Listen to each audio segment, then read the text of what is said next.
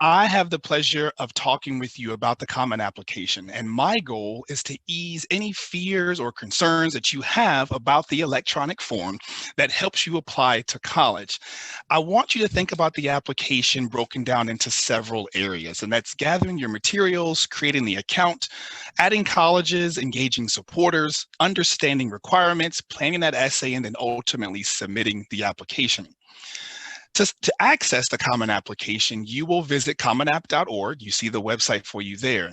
In the top right-hand corner, you will see the option to create an account. I'm going to explain this in greater detail on the next slide, but the name of the Common Application is very suitable because there are more than 900 colleges and universities that accept it, meaning that if you apply to 3 institutions, once you fill out the basic information on the application, all 3 of those institutions will use it.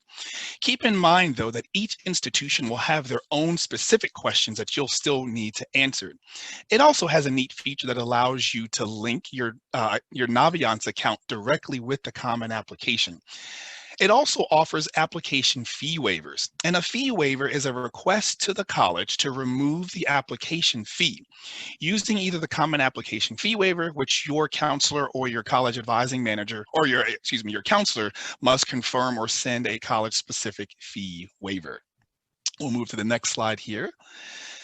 And in creating your account, I'm confident that many of you have done this already working with your college advising manager, and that is it only takes a few minutes to actually create the account. For those of you that haven't or you need a reminder, here are some tips.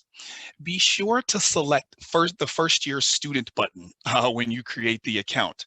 Even if you enrolled in College Credit Plus courses, you will not be defined as a transfer student.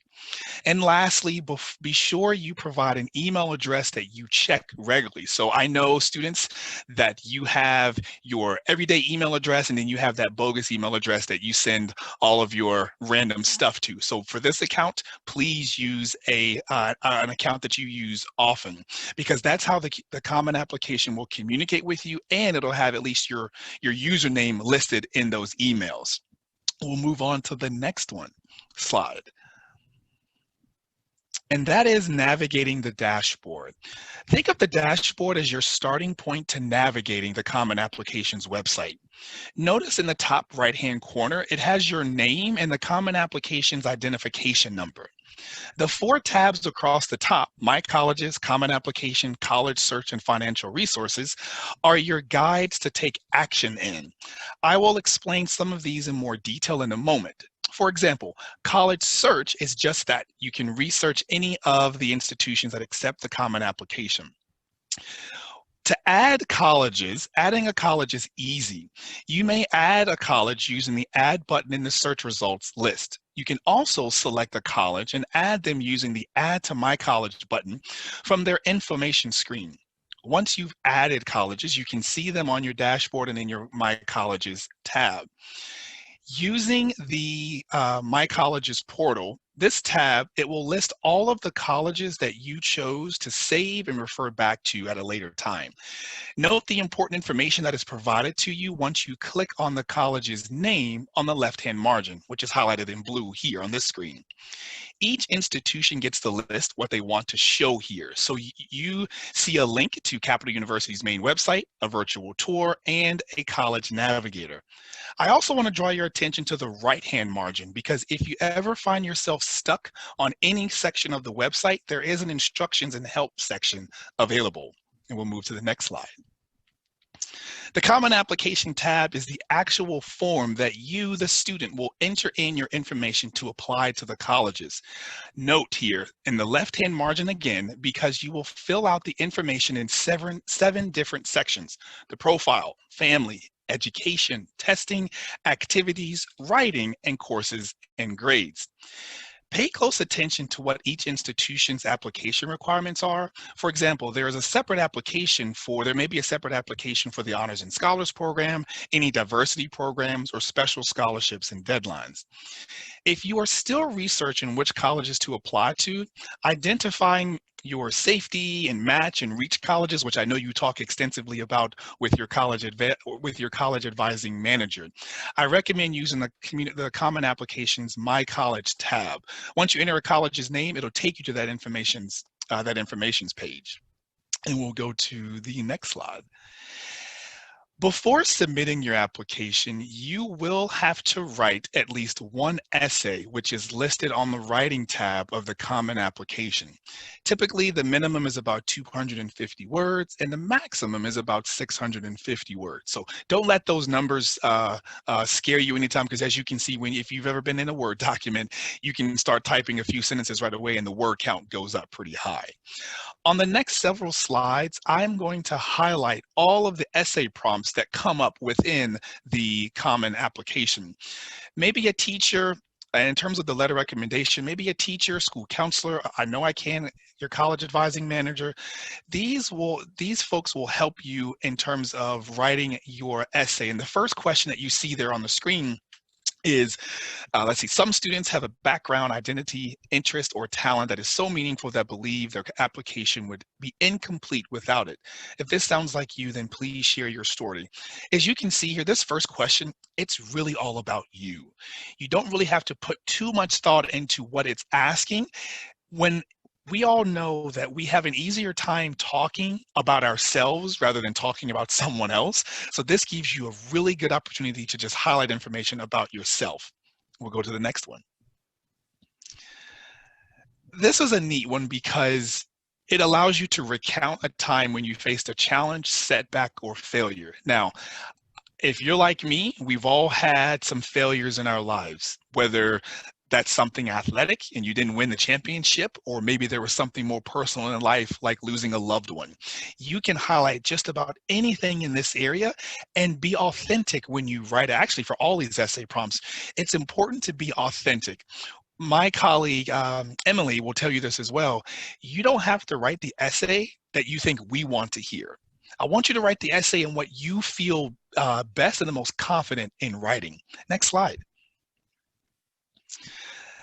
This is good here, and this is reflect on a time when you questioned or challenged a belief or idea. So think about things, I'll give you a good example for myself.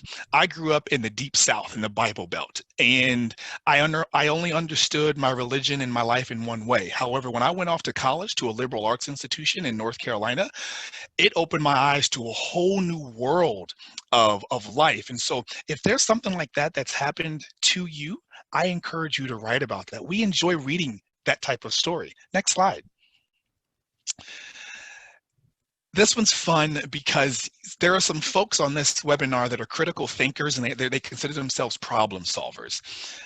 If you are one of those individuals, I'm sure you can think of 2 instances right off the top of your head of when someone brought an issue to you and you were excited to help them resolve it, and talk about how you resolved that issue, and then talk about how that resolution, you would bring that on into any college opportunity as well. Next slide. So this one's fun. This one's exciting because you get to talk about an accomplishment or an event or realization that sparked a period of personal growth. For example, like I said, for me, when I went off to college, it really opened my eyes to a whole new world. And had I not earned my college degree, I probably would not be sitting before you. Yes, I'm sitting, not standing. I probably would not be sitting before you giving a presentation if I didn't have a moment of personal growth. Perfect example to write about. This one's for more of my critical thinkers.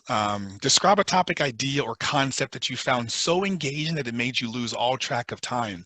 Many of my colleagues now, when we read this topic, this essay, it's usually someone that talks about, maybe there's a book that they read that just changed their world and they just didn't even understand that they had read 4 chapters and 35, 45 minutes went by. Or maybe it was spending time with a grandparent, maybe they were fishing. Those are great stories to read. Again, it doesn't have to be so high analytical. It's all about your personal experiences that you're writing about. Next slide. Now, this one's if we wanted to rank this, and this is a little bit more easier. It's easier because it says If you've previously written a paper in class, maybe it's English class or a history class, and you got a really good grade on it, you can use a previously used paper and put it as your essay, as for number 7 for this essay prompt.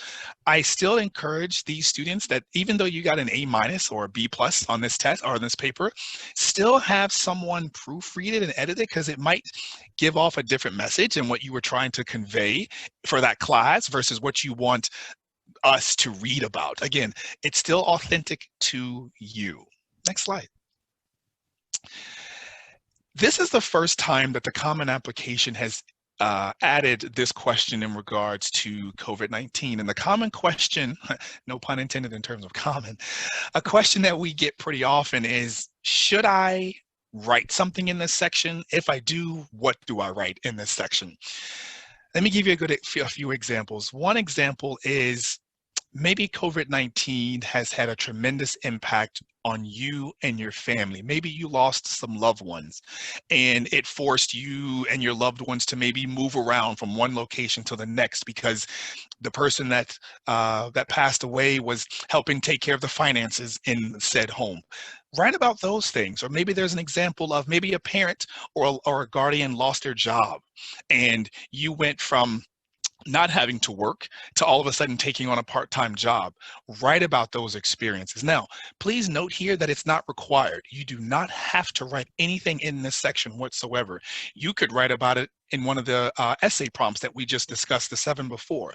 So you don't feel obligated to write here. Just also know that if you choose to write something here, my colleagues and I in the higher ed, we're going to read this because it just gives us further context into what has happened in your life. Now, again, you don't have to write that, but it just gives us that additional context of what's happened and the struggles that we've all been dealing with since, what, the middle of March. Next slide.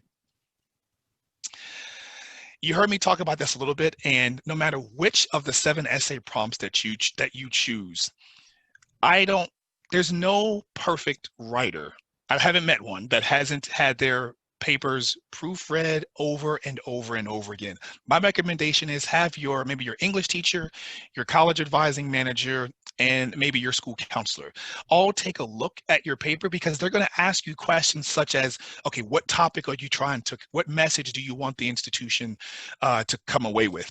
How are you going to benefit from whatever topic that you're writing about? Do you plan to use this same skill set in college? And if so, how? These are all questions that they are going to ask, and they should challenge you. So if you get some of these questions, I don't want you to shy away and say, you know what, I don't have time to deal with this, because it's really important that you spend time having your paper proofread.